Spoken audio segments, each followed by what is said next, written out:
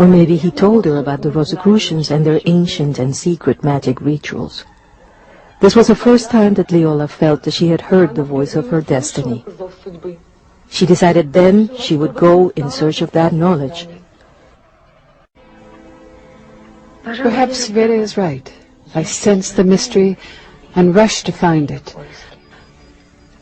I felt there had to be a place on earth where pure knowledge was safely guarded.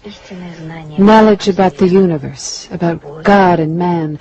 From the teaching of Catholic missionaries, I learned that within one of the great mountains of the Himalayas there was a city of eternal light, a kind of paradise where saints lived, those masters who chose not to move on to eternal bliss in order to continue to help humanity here on earth.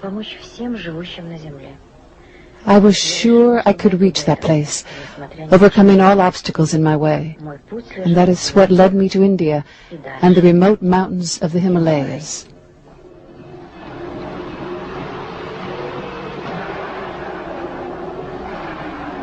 From the beginning, man has often not recognized the truth and, instead, has opted for the lies. So true knowledge has been hidden. Now, who has true knowledge? The great teachers from the snowy mountains.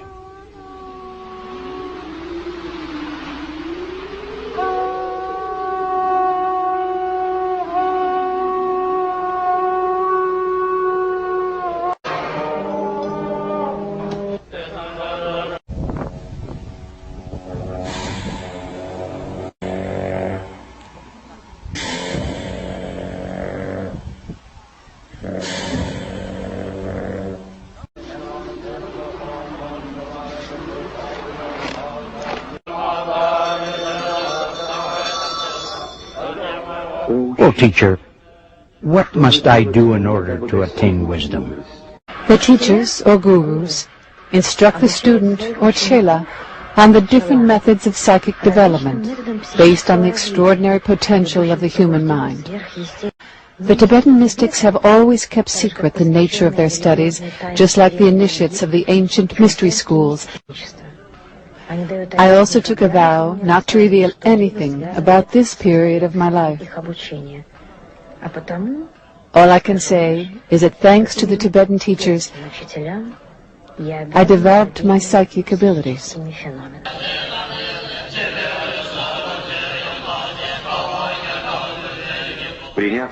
Those who accept theosophy are inspired by a constant search for divine wisdom and God's kingdom within.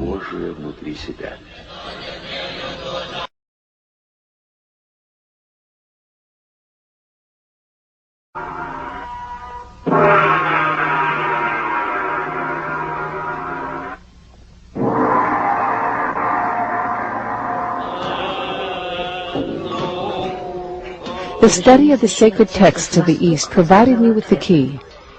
Thanks to the isolation of the Himalayas, the coding of the ancient teachings, and the lack of interest among Europeans in accepting and understanding the esoteric world, the secret doctrines were protected.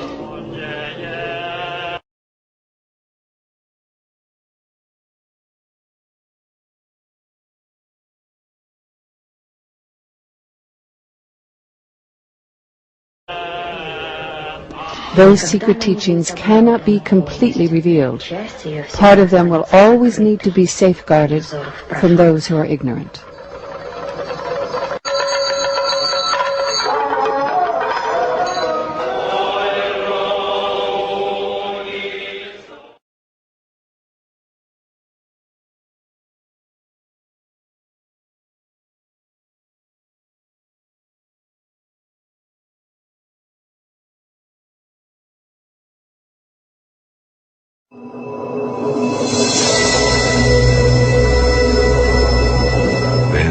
Together and all at once, the peaceful and wrathful deities come before the dying man, filling the whole of space.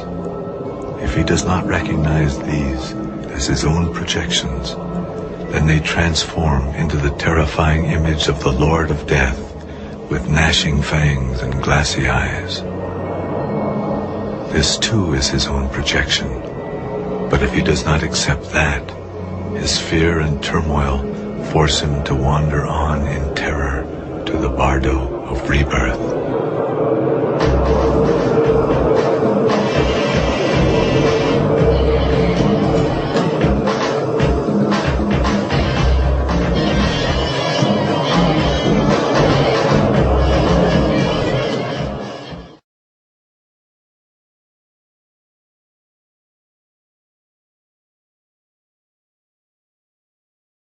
This is Madame Blavatsky, whose Theosophical Society, the whole goal of the Theosophical Society was to create a unity among religions. In other words, water down Christianity, make it bland, make it simple, turn it into absolute nothingness, and then mingle it with all of the other religions. And of course, she was a Satanist, a Luciferian. And, you know, what gets me is she says there is no religion higher than truth, right?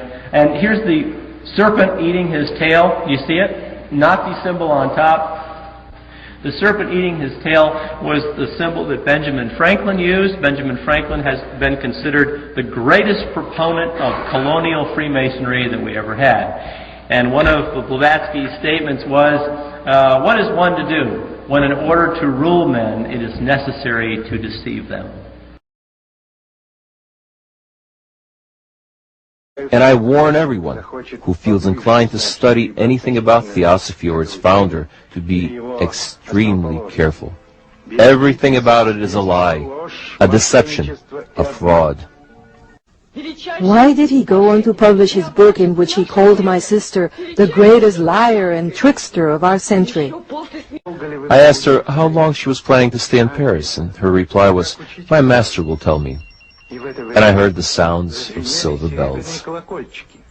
How I produced music out of thin air. Simple. I wave my hand and there is music. It is impossible to teach those kinds of things. How could I teach him?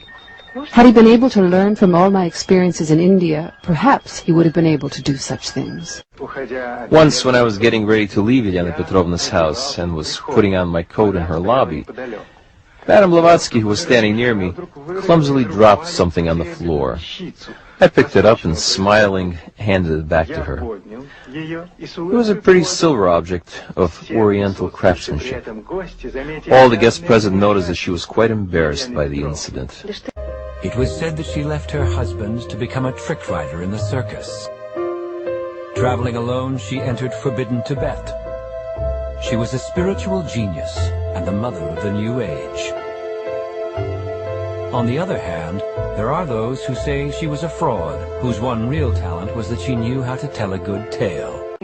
My work will not be accepted until the 20th century.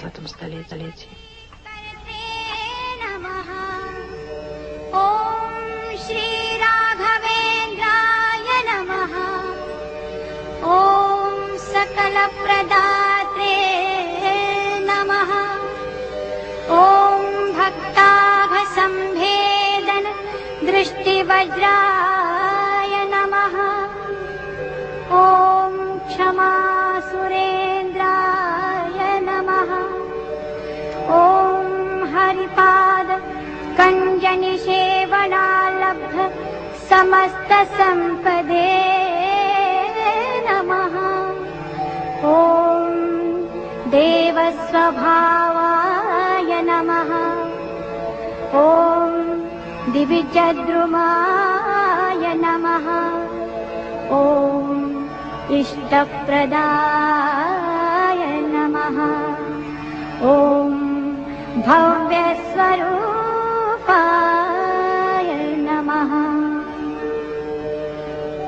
ॐ भवदुःखतूल सङ्घाग्निचर्याय नमः ॐ सुखधैर्यशालिने नमः ॐ समस्तदुष्टग्रह निग्रहेशाय नमः ॐ दुरत्ययोपप्लवसिन्धुसेतवे समस्तदुष्टग्रह निग्रहेशाय नमः ॐ दुरत्ययोपप्लवसिन्धुसेतवे